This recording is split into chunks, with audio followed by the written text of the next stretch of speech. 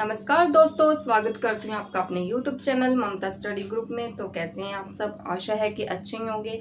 तो आज हम अपनी नेक्स्ट वीडियो के साथ, नेक्स्ट पार्ट के साथ, तो हम अपना हिस्ट्री का लास्ट चैप्टर कर रहे हैं, जिसके हमने 3 पार्ट पहले ही अपलोड कर दिए हैं। तो आज हम अपने 4th पार्ट के साथ, जिसमें हम आज डिस्कस करेंगे क्वेश्चन आंसर। तो हमने मेन पॉइंट डिस्कस किए हुए हैं पहले। अगर किसी ने अभी तक लास्ट वाली वीडियोस या लास्ट वाले चैप्टर्स नहीं देखे तो प्लीज़ पहले जाके अपने लास्ट वाली चैप्टर्स की वीडियो देख लें, आपको अच्छे से समझ आएगा। और अगर अभी तक किसी ने चैनल को सब्सक्राइब नहीं किया है तो चैनल को सब्सक्राइब करें और बेल आइकन दबाना ना भूलें, जिससे आपको नई वीडियो की नोटिफिकेशन सबसे पहले मिले। और वीडियो को ज़्यादा से ज़्यादा शेयर करें और लाइक करें। प्लीज़ वीडियो को ज़्यादा से ज़्यादा शेयर करें, क्योंकि बहुत मेहनत लगती है वीडियोस बनाने में और बहुत टाइम लगता है। तो प्लीज़ आप भी थोड़ा सा टाइम निकाल लें हमारे लिए। तो चलो ज़्यादा बात ना करते शुरू करते हैं आज का चैप्टर। तो हमारा चैप्टर चल रहा है मुद्रण संस्कृति और आधुनिक दुनिया। ठीक है, आज का जो पार्ट है वो 4th पार्ट है। इससे पहले हमने 3 पार्ट अपलोड कर दिए हैं।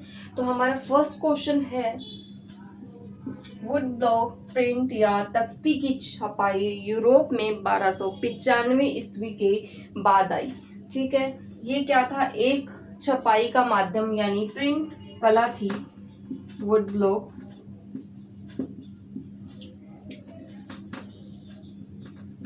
प्रिंट कला थी, जिसका नाम था वुड ब्लॉक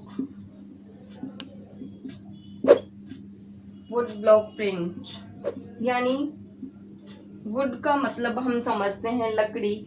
लकड़ी की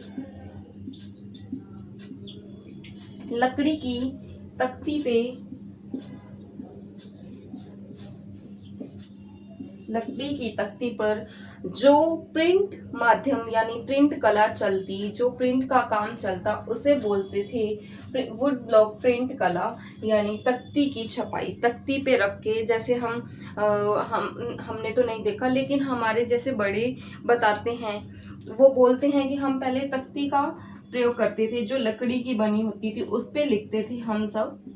और वो मिट्टी का एक जो आता था, चौक वगैरह टाइप में कुछ, ठीक है, उससे लिखा जाता था। उसी प्रकार एक तख्ती होती जिसपे छपाई का काम चलता उस समय में।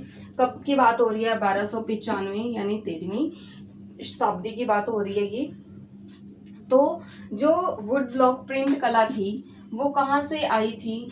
चीन, यानी चीन से शुरू हुई थी वुड ब्लॉक प्रिंट कला। चीन में सबसे पहले इसका प्रयोग किया गया था। उसके बाद क्या हुआ, जो वहाँ एक यात्री गया हुआ था इटली का। यात्री कहाँ का था? इटली का, जिसका नाम था मार्को पोलो। ठीक है, मार्को पोलो नाम का एक यात्री था जो चीन में गया हुआ था खोज करने के लिए, विभिन्न प्रकार की खोजों के लिए। वो कहाँ गया हुआ था? चीन गया हुआ था। लेकिन जब वो अपने देश इटली वापस लौटता है तो वो क्या लेके लौटता है अपने साथ? वुड ब्लॉक जो प्रिंट कला थी, प्रिंट कला, उसका ज्ञान लेके लौटता है, यानी उसको सीख के लौटता है। उसके बाद क्या होता है, जब भी कोई वहां से आता, यानी हम हमारी बात करें तो अगर कोई फॉरेन में जाता तो वहां से कुछ नया सीख के आता, तो वो यहाँ पे बताता, जैसे हम यहाँ पे यूज करते नई कला को, तो उसी प्रकार उसने भी क्या किया, चीन से सीख के आया। जो कला क्या थी? प्रिंट की कला, क्योंकि वो नई कला थी, इसलिए उसने अपने देश में आके उस कला का प्रयोग किया। और क्या हुआ उसके बाद? इटली देश था जो, वो भी प्रिंट कला यानी मुद्रण कला की शुरुआत की। वहां के लोग भी क्या छापने लगे? पुस्तकें छापने लगे। वहां की पुस्तकें छापने लगे, साहित्य लिखने लगे। ठीक है, कब की बात है ये? 1295 की बात है। जब यात्री कौन था? Marco Polo. कब लौटता है? 1295 में। उसी समय वो अपने साथ इस प्रकार यानी वुड ब्लॉक प्रिंट कला अपने साथ लेके लौटता है। उसके बाद क्या होता है, यानी 1295 में इटली में ये कला का उपयोग किया गया। उसके बाद धीरे धीरे ये कला पूरे यूरोप में फैल गई, यानी पूरे यूरोप में इस कला का उपयोग होने लगा।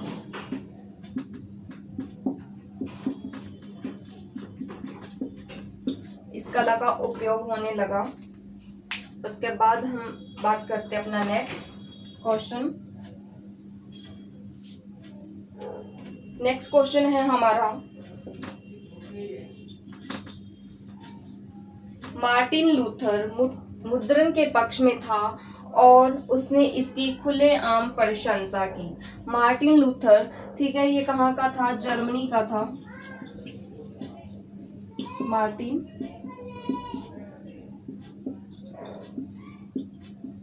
लूथर, इसने क्या किया था? मार्टिन लूथर था, ये कला के पक्ष में था। ये इसने जो मुद्रण कला था उसका खुलकर प्रचार किया, यानी खुलकर समर्थन किया इसका।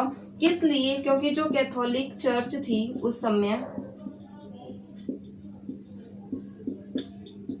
कैथोलिक चर्च थी, उसमें जो बुराइयां थी, यानी कि हर धर्म ये नहीं बोला जाता कि सब अच्छा सिखाते हैं, पर कुछ उस समय में अंधविश्वास थे जो लोगों को बहुत ही भयभीत करते थे, डराते थे, या समझ लो कि उनको गलत जो तंत्र विद्या इस टाइप का कुछ, ठीक है। तो उन्होंने इसका विरोध किया क्योंकि वो जानते थे कि ये सब क्या है? अंधविश्वास है। उस समय पढ़े लिखे लोग इसके खिलाफ थे, क्योंकि वो जानते थे कि इससे हमारे देशों का क्या नहीं होगा, विकास नहीं होगा। तो उन्होंने क्या किया? कैथोलिक चर्च थी जो, उनका खुलकर क्या किया? उनके खिलाफ बोला। क्यों? क्योंकि उसमें जो बुराइयां थी उनका खुलकर विरोध किया। किसने किया? मार्टिन लूथर ने, ठीक है। उसके बाद जो वहां के चर्च थे उन्होंने क्या किया? जो पुस्तकें छपने लगी उन पर निगरानी रखनी शुरू कर दी, निगरानी रखनी शुरू कर दी।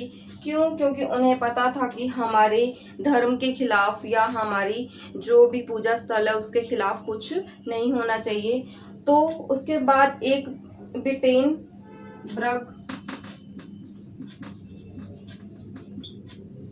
चर्च थी, उसके आगे भी जो मार्टिन लूथर ने पुस्तकें लिखी थी, किसके खिलाफ?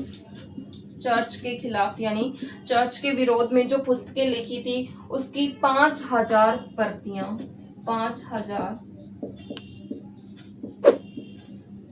5000 प्रतियां इतनी जल्दी एक महीने में बिक गई, और जिसके कारण उनको दूसरा संस्करण जल्दी ही छापना पड़ा, ठीक है। इससे लोगों में क्या हुआ? जागरूकता आई। इस प्रकार से जो वहाँ के चर्च थी उन्होंने पुस्तकों पे क्या रखनी शुरू कर दी? निगरानी रखनी शुरू कर दी, और 5000 प्रतियां एक महीने के अंदर बिक जाती हैं। और फिर उसके बाद उन्होंने दूसरा संस्करण बहुत ही जल्दी अपना प्रकाशित किया। मार्टिन लूथर, इन्होंने जो मुद्रण कला था उसका खुलकर प्रचार किया। क्यों किया? क्योंकि वो जानते थे कि यही एक माध्यम है जिससे हम लोगों को जागरूक कर सकते हैं और लोगों को एकजुट कर सकते हैं, ताकि हम अपने देश का, अपने विश्व का क्या कर सकें? विकास कर सकें। आर्थिक तौर पे, सामाजिक तौर पे, सांस्कृतिक तौर पे, हर प्रकार से हम अपने देशों का क्या कर सकें? विकास कर सकें, ठीक है। तो मार्टिन लूथर क्या बोलते हैं कि जो मुद्रण कला है वो भगवान की देन है, बहुत ही महानतम है, इसलिए हम सबको इसका अच्छे से उपयोग करना चाहिए। जो हमारे मतलब संस्कृति में जो कमियां हैं उनको दूर करने के लिए हमें छापना चाहिए, जिससे जो दूसरे लोग हैं, अनपढ़ लोग हैं, या जो ऐसे लोग जो अंधविश्वास में विश्वास रखते हैं, यानी अंधविश्वास की ओर जाते हैं, उनको हम क्या कर सकें? रोक सकें, ठीक है। बात समझ आई? उसके बाद हम बात करते हैं अपना थर्ड पार्ट।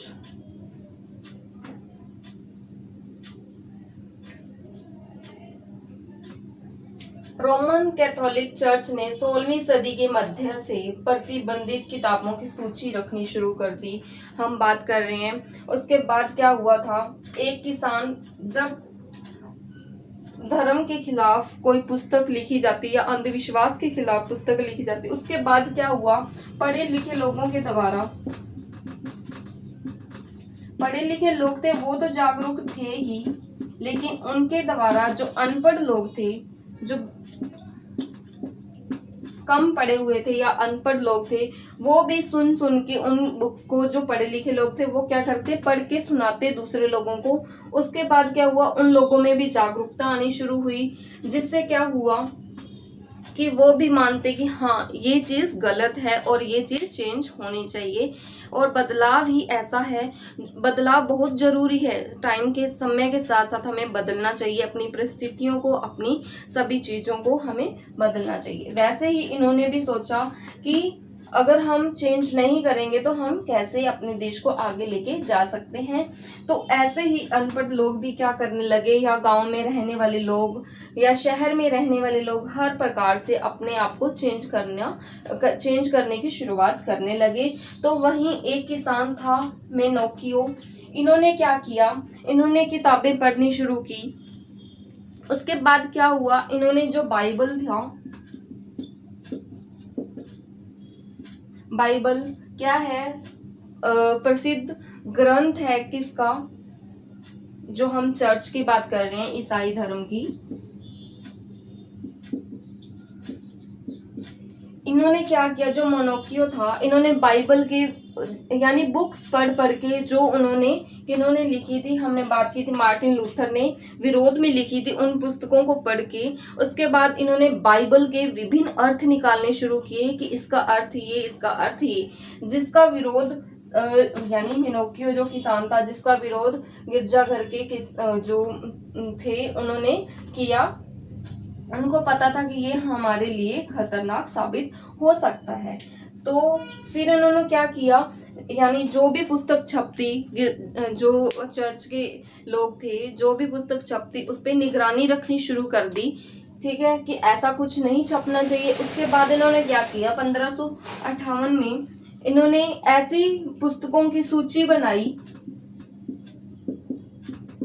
यानी ऐसी पुस्तकों की सूची बनानी शुरू कर दी जिसमें इनको लगता था कि हमारे खिलाफ बहुत ही गलत छप रहा है। उसके बाद इनको प्रतिबंधित करना शुरू कर दिया, यानी जो पुस्तकें लिखते या पुस्तकें छापते या पुस्तकें बेचते, उन सब पे क्या रखना शुरू कर दिया, निगरानी रखनी शुरू कर दी। किन्होंने, जो चर्च के लोग थे, ठीक है। महात्मा गांधी ने कहा कि स्वराज की लड़ाई दरअसल अभिव्यक्ति, प्रेस और सामूहिकता के लिए लड़ाई है।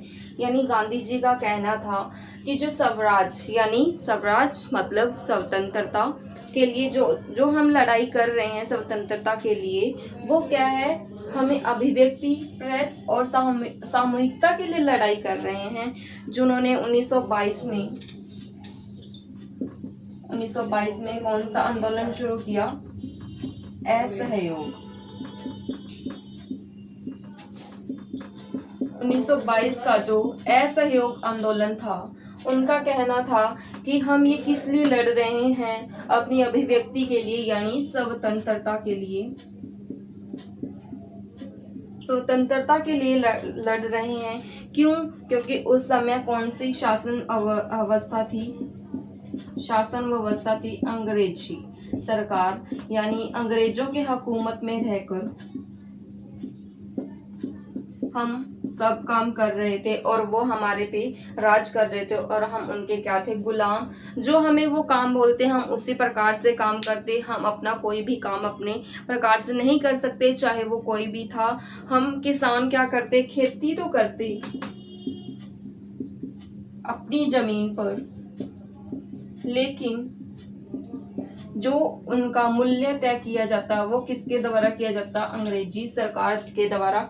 वो अपनी कीमत अपने हिसाब से तय नहीं कर सकते थे, अब भी नहीं है, लेकिन अब हमें क्या है, हमें जायज़ मूल्य दिया जाता है जिसमें हमें बेनिफिट हो। लेकिन उस समय ऐसा नहीं था। जो बड़े बड़े काम करवाने वाले व्यापारी होते, वो क्या करते, वो पहले ही अपना पैसा इतना ज़्यादा दे देते किसानों को कि वो विवश हो जाते, ऋण पे पैसा देते थे उनको, यानी ब्याज पे वो इतना पैसा दे देते कि उनको ब्याज के साथ वापस करना मुश्किल हो जाता और वो उनके लिए बंधुआ किसान यानी बंधुआ बन के रह जाते। तो ऐसे ही गांधी जी का बोलना था कि हम जो लड़ाई लड़ रहे हैं वो अपनी अभिव्यक्ति, प्रेस और सामूहिकता के लिए लड़ रहे हैं, ताकि हम सब मिलकर क्या कर सके, अपने हकों के लिए, अपने अधिकारों के लिए लड़ सकें। जो हमारी प्रेस है इसको हम क्या बोलते हैं, चौथा स्तंभ बोला जाता है। अगर प्रेस ना हो यानी प्रेस में सब कुछ आ जाता है, जो मीडिया है हमारी, पुस्तकें, क्योंकि ये भी एक माध्यम है जिसके द्वारा हम एकजुट होते हैं, यानी हमें कुछ ऐसा सिखाया जाता है जो सब इक्वल सीखते हैं। तो मीडिया के द्वारा ही सब खबरें पूरे यानी देश में, पूरे वर्ल्ड में पहुंचाई जाती है और सबको जागरूक किया जाता है। अगर मीडिया ना हो तो हमें कैसे पता चले कि क्या हो रहा है क्या नहीं, ठीक है। तो ऐसे ही तो इन्होंने क्या बोला कि हम जो लड़ाई लड़ रहे हैं वो अपनी अभिव्यक्ति के लिए लड़ रहे हैं, ताकि हमें बोलने का अधिकार हो, हम अपने अधिकारों के लिए बोल सकें। तो जो इन्होंने आंदोलन शुरू किया था 1922 में, कौन सा, असहयोग आंदोलन, क्योंकि गांधी जी किसके पुजारी थे, अहिंसा के। वो चाहते थे कि हम ऐसा इस प्रकार से आंदोलन करें कि हम किसी को जो चोट वगैरह ऐसे इस प्रकार की कोई हानि ना पहुंचा सकें, यानी किसी को हिंसा के द्वारा हम नुकसान ना पहुंचाएं। तो वो चाहते थे कि हम अहिंसा के द्वारा अपने आंदोलन करें। तो उन्होंने सबके सब आंदोलन इसी प्रकार से किए थे। 1922 में जो असहयोग आंदोलन किया था वो उन्होंने वापस लिया, किस वजह से, क्योंकि जब चौरी चौरा कांड हुआ था उसमें हिंसा हो गई थी। वो हम जानते हैं कि किसानों ने गुस्से में आकर एक जो पुलिस चौकी थी गोरखपुर यानी यूपी में, उसको क्या किया था, जला दिया था। यूपी के गोरखपुर में चौरी चौरा नामक स्थान पे। लेकिन वो क्या था, रोष प्रदर्शन था, क्योंकि जब किसान आंदोलन कर रहे थे तो पुलिस वालों ने बिना पूछे उन पे लाठीचार्ज कर दिया, बिना बताए। तो इसीलिए उन्होंने गुस्से में आकर जो पुलिस चौकी थी उसको जला दिया था। और उसके बाद क्या हुआ था, जो गांधी जी ने असहयोग आंदोलन क्या कर लिया, वापस ले लिया था।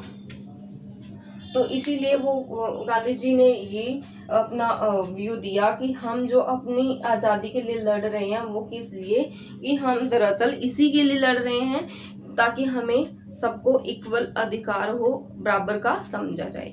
तो अगर आज के हमने 4 क्वेश्चन डिस्कस कर लिया, अपना फर्स्ट क्वेश्चन कंप्लीट कर लिया है, तो कल हम नेक्स्ट क्वेश्चन डिस्कस करेंगे, क्योंकि बस 1-2 वीडियोस और रहेगी इस चैप्टर की। उसके बाद हम अपना नेक्स्ट पार्ट शुरू करेंगे, यानी नेक्स्ट अपनी बुक का स्टार्ट करेंगे। इसमें सिर्फ इस बार 5 ही चैप्टर हैं। मैंने आपको सिलेबस भी बता दिया था एक वीडियो में, तो अगर आपने अभी तक वो वीडियो नहीं देखी है सिलेबस वाली तो वो देख लें जाके।